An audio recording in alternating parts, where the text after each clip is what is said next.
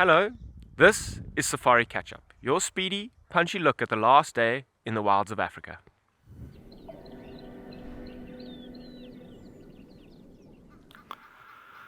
Well, everybody, got the little cubs of Nkuma cubs, as you can see here, just on the cut line. And just to the left of this little Nkuma cub, we've got actually one of the Nzenga males that's lying in the grass there to the left, and there's another Nzenga male further up the road as well. Isn't that stunning? Daddies and cubs and mommies to the right. Ah, perfect scene. So I was saying yesterday afternoon, you won't always see the fathers with the females and the cubs. You must remember the males have also got a big territory. They've got to patrol their own territory. The females don't look after the male's territory.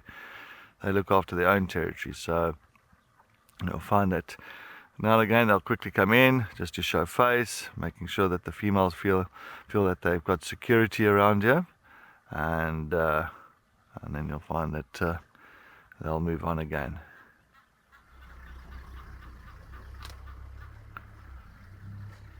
There goes the female. So as you can see, she's moving off with the 4 little ones. I'm going to lie down more in a thick area.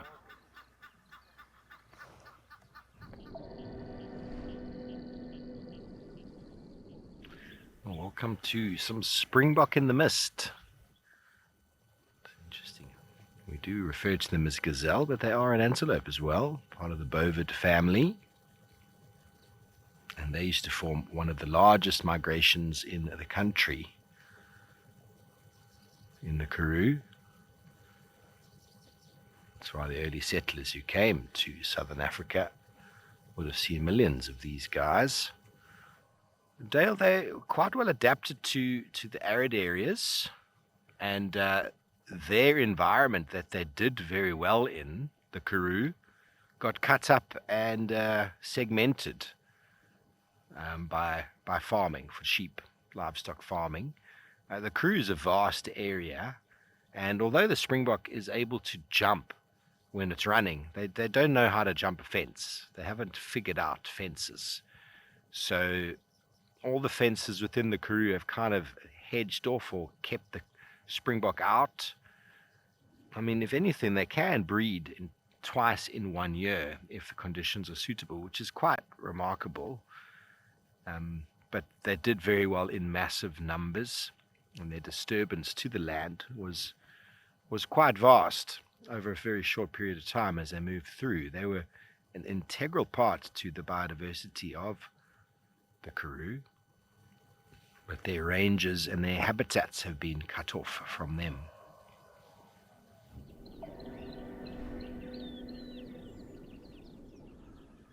Wow, everybody. Now it has been an amazing morning. Some wild dogs, African wild dogs. Isn't this amazing? So it is looks like a pack of 2. And you can see full bellies, so they definitely made a kill this morning sometime. They got big bellies, panting very quickly. But you can see one of the dogs here with the collar. So you can see the collar around the neck. So the collar is just to kind of keep track of them, and there's just the research on their movements. Very important, especially as I said, it is one of the most endangered carnivores in Africa. And the numbers do kind of drop quite quickly, due to diseases, something like canine distemper, rabies, things like that, as well as they're not your top predators. You must remember, sometimes you'll find that a lot of the puppies, for the puppies to grow up to adulthood is very, very, very low. Due to like lions, hyenas, leopards, so a lot of them will be killed by other predators.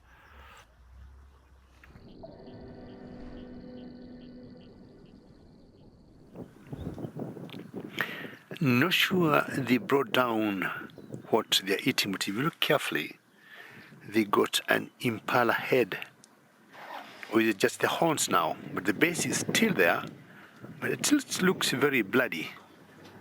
an indication that could be fresh.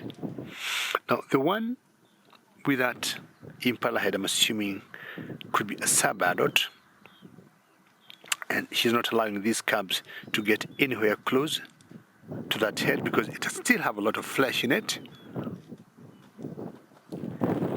So one cub is bigger, and we know in the hyena's kingdom, size is very, very key. Sex is also very key because the females tend always to dominate the males. Now here the bigger one is getting, having the advantage of being bigger in size, more strong. But also she's very kind. She's allowing the young ones also to get a bit of flesh there.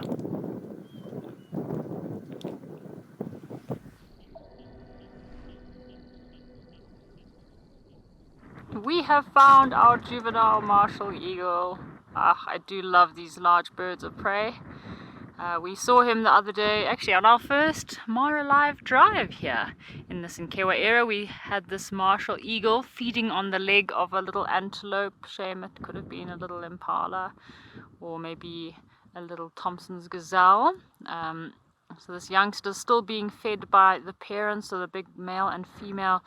We don't see them as frequently, but this youngster is still developing his ability to fly and be on his own. So for now, we get to see him quite often, which is really, really awesome.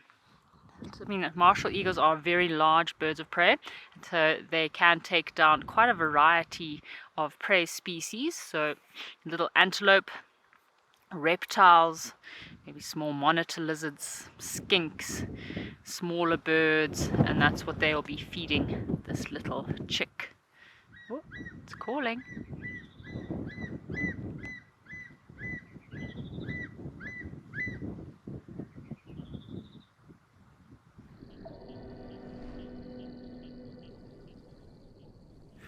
And we got also a bird here. We got a feathered friend. And this is maybe one of the best lights I've seen, a secretary bird who is very cooperative to Marcel on camera. The times you come close to them and they get skittish, they take off. This one is not. Definitely on a feeding mission. And just like the ground hornbills, they spend most of their time on the ground.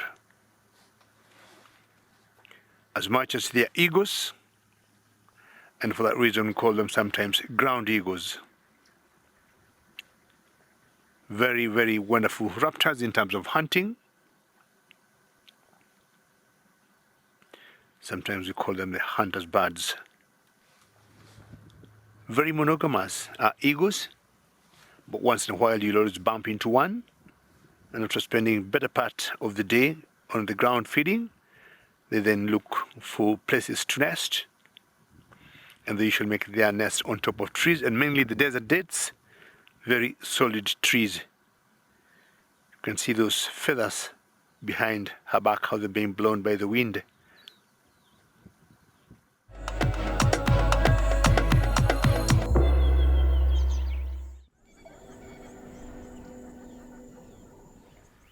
Young male Inyala sniffing around some of the female Inyala. I thought that this big boy was going to have something to say about it, but it seems not. It's only a matter of time before this big male does say something to that young boy. You can see he's standing right behind him. So, around the river lines, thicket areas, is where we tend to find lots of Inyala. We've seen bushbuck here before as well, which is also quite cool. Very skittish though. They're not as happy to stick around as these guys are. Ollie, you're asking if males sniff other? No, not really. I mean, it might happen with some animals, but most of the time, it's usually size, and the urine, the size, urine. Because the amount of, there's testosterone in urine as well, and scent mark. So the testosterone levels their smell from that will basically determine, well, the dominance.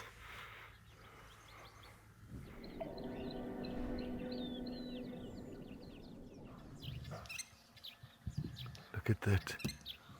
So the water thickens and this little crocodile just came out now. And it just went for one of the birds. Now I don't know if they've got little eggs or little chicks there. You can see how that water thickener is actually opening its wings, trying to protect. Look at that. Wow. Almost trying to deter the crocodile. And sometimes the thickeners will actually act injured to kind of lure the crocodile away from, maybe from the chicks or from the eggs. And sometimes they'll actually act if they are injured.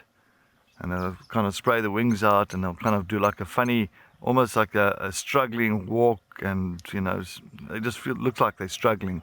And sometimes then, just to kind of attract a crocodile towards it. They're definitely trying to protect something.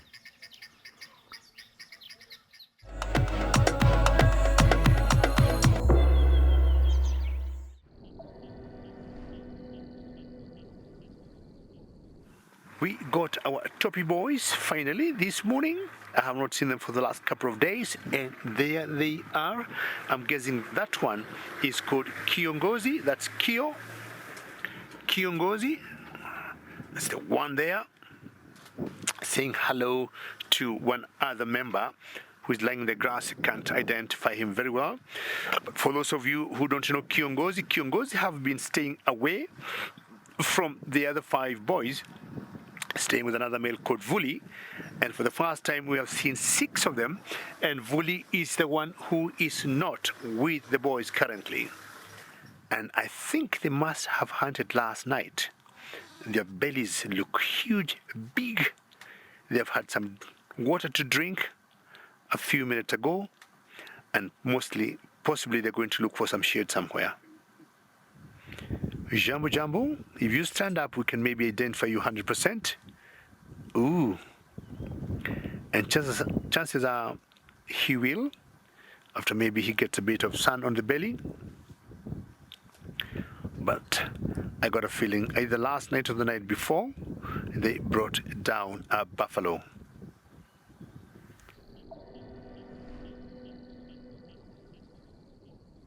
We are spending some time with a troop of olive baboons. We spent some time with some baboons the other day, and I thought that these olive baboons were bigger than the chakma baboons because of all of this fluff that they have. But I've been doing some reading up, and they're actually smaller, which is very surprising. So these olive baboons, a big male, can weigh up to about 25 to 30 kilograms, whereas your chakma baboons that we get in southern Africa are weighing about 45 to 50 kilograms. So it's quite a big male baboon. But I guess because these olive baboons do have quite a lot of fur, especially the big males, especially around their heads and necks, it does make them look rather large. This is very strange. Have a look here. We've got 2 vervet monkeys, and I think there's one olive baboon, that is also with them. How unusual. I think they might be grooming each other. I can't see this baboon's face, but I'm pretty sure it's a baboon and sitting very close to 2 vervet monkeys.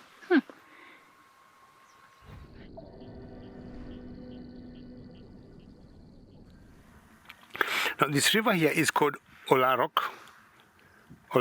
This is not the Mara River, and you can tell it is small. You know the Mara River where we usually stop. Oof. And we see such a huge. I'm sure there was a kingfisher there, but it's gone now. And you see lots of hippos. And also look at the color of the water here. So this river here is seasonal. If you look at the color, although it doesn't look as bright as it should be, looks a bit black, like another river that you call the Talek River. So you can see that. But this particular area, this water tends to stop here, and maybe that's what has given it that color. And it will have these hippos throughout. This is their pond, this is their area. I don't remember the last time I came here. I did not see any hippos.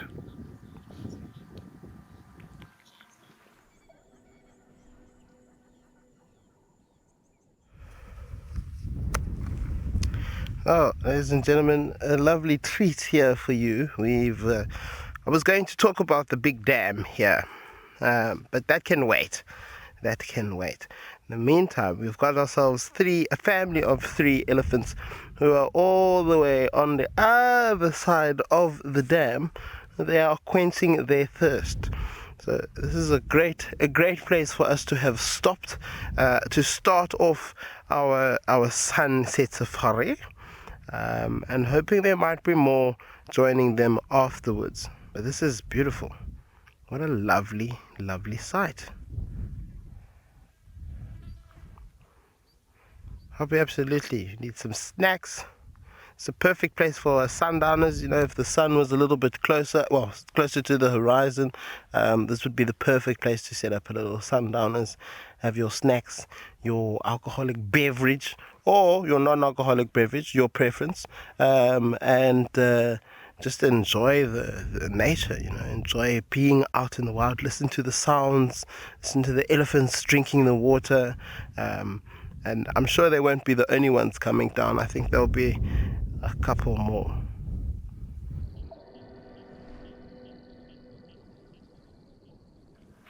Now, a male ostrich there, walking in the midst of Thompson gazelles. Of course, I'm sure you all know males are black and white. A bit of pink on her legs and neck. A clear indication of breeding plumage. Joe ostriches have been known to live for almost 35 years. If I'm not wrong, in captivity, some of them have lived up to 70 years. There are some of the birds that live for so long. And Joe, I'm sure you know, we got 2 species. What are you doing there? 2 species of ostriches in Africa, or in Kenya in particular. We have this that we call the Masai ostrich. And further north, we have another species that we call the Somali ostrich. The difference between the 2 species would be in the males. The females are very identical. Everything is the same. But the Somali ostrich are grayish, bluish in color. But also, the Somali ones, their feathers, the black and the white, are quite iridescent.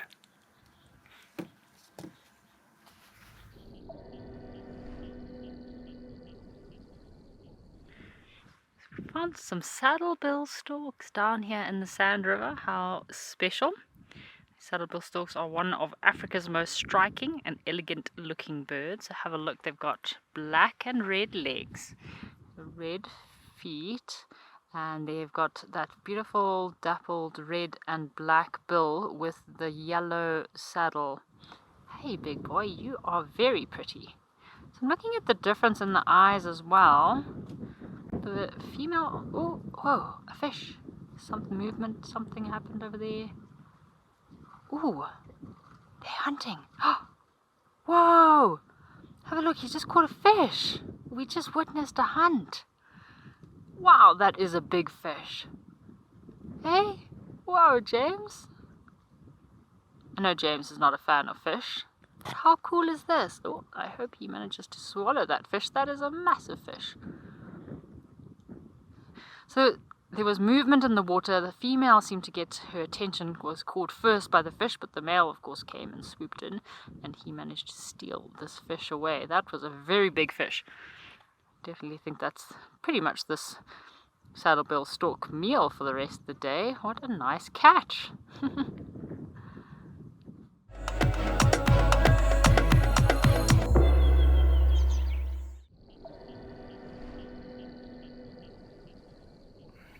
Success. We have found what we've been looking for.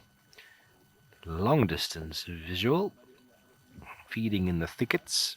Just got a little gap here down into the little valley. I've counted 3, but it's very likely there's more. Very hard to see a herd of elephant in the thickets.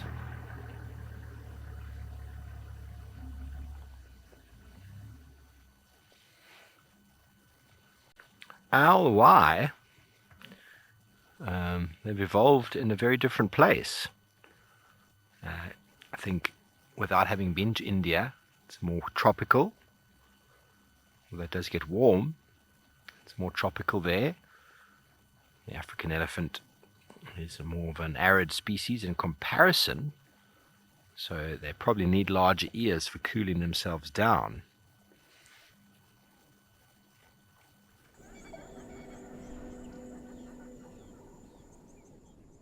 Look at this. This lady's uprooted that plant eventually, and you can see she's trying to play a bit of tug of war with it using her feet. You can see her baby's also trying to capitalize on it. You can see it picked up the trunk. Mom, pick it up, Mom, pick it up.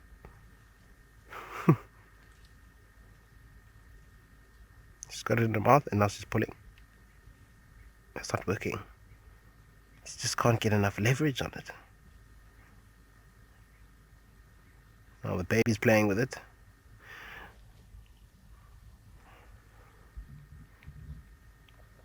Usually mothers sometimes push away. Not you, okay, maybe not usually, but quite a lot of the time you'll find mothers will push away their babies if they want to feed on whatever it is that this is.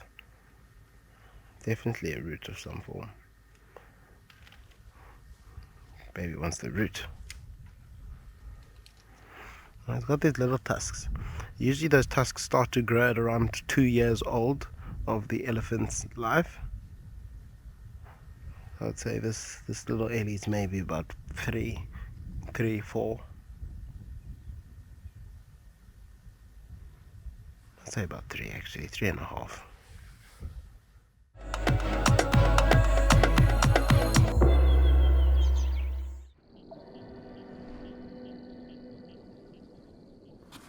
And you'll see if we'll first stop by the female or we'll straight go to the kill, maybe go to the female, sniff, say a bit of hello, maybe not. Oh yeah, don't scare me. That was not right. Who do you think you are? So, not sure this female is in season, and if she is, then she is very stuck with the other male, which is Chitwa. But I don't think she's very happy with that male, the way I would say he came and without warning, boom. If she was napping, me in her shoes, I would have behaved the same. Yeah, he's trying to sniff and find out if she's in season. We've seen females while in season mating with 2 or 3 different males at the same time, but not together. They may mate with one for a day or two, or one in the morning, one in the afternoon, and then just swoop, you see, grimacing, getting the hormones and finding out if she is in a position to conceive.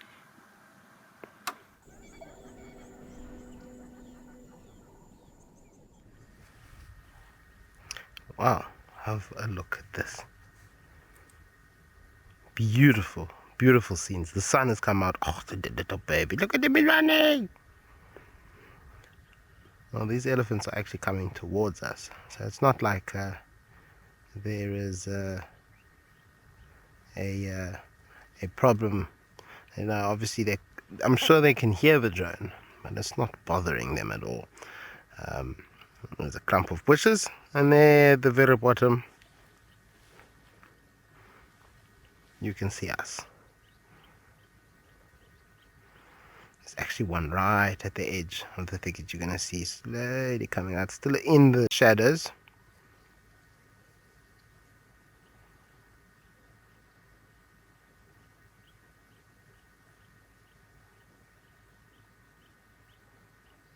This is very cool there. And that green matched with the golden hour is just spectacular. It really is. It's absolutely stunning.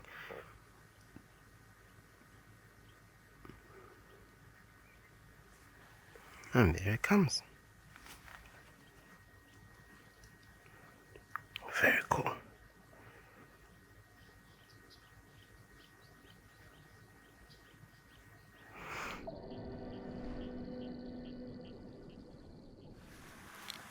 But look at that sky and look at the rays of the sun coming down. But to the left that's a huge storm. And I got a feeling either that's way south of the Mara or north of Serengeti National Park in Tanzania. At the very end of the Uluru escarpment, those hills you see there, that's where Tanzania starts. And I'm imagining if that rain is not here in the Mara, then it's maybe possibly just by the boundary between Kenya and Tanzania, or between Masai Mara and Serengeti. That is just beautiful. Thank you, Marcel, for your great camera work.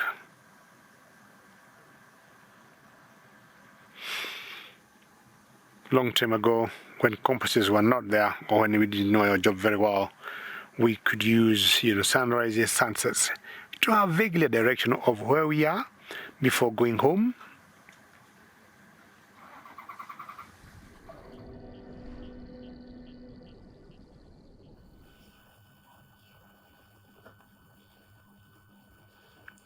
Well, hello, Butti.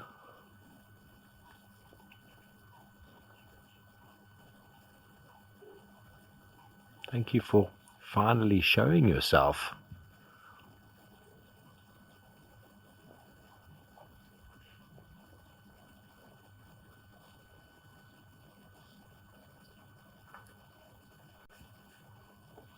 There he is, isn't he? He's now gonna come and say hello, Morgan. He's like, okay, you guys have earned it. You've earned it. You've been waiting for me to come out. Let me come out. No, he's going to feed on that aloe just under the bush here.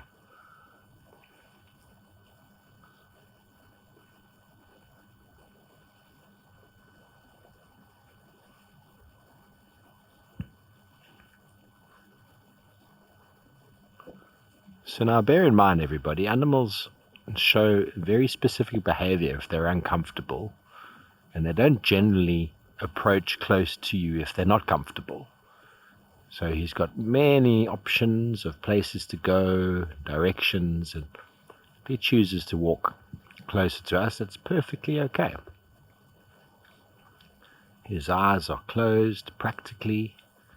He's just feeding.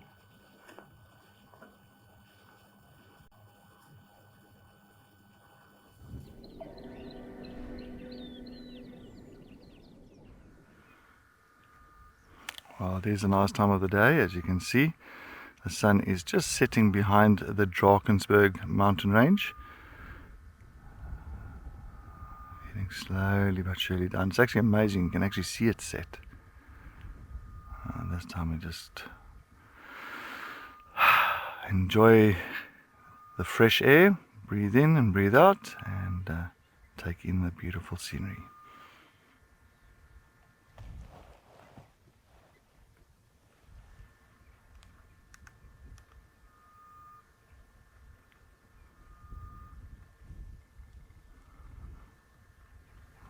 It's amazing how quickly that sun sets.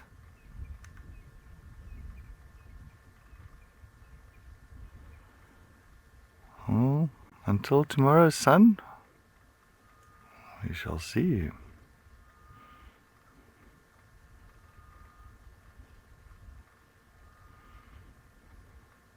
That's it for this episode of Safari Catch Up. We hope you enjoyed it. We'll see you soon on a safari.